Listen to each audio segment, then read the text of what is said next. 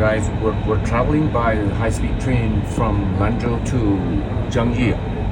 We're now traveling along the Hexi corridor, and there is the Qilian mountain, which is one of the famous snow-capped mountain going going east to west.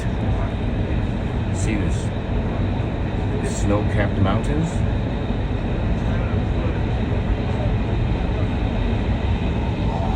The railway go along the corridor, and the Hexi corridor is one of the narrowest corridor between two mountain chains.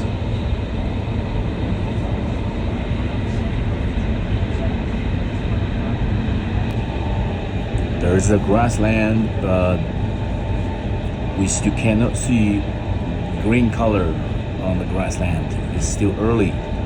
It's gonna be green in June, from June.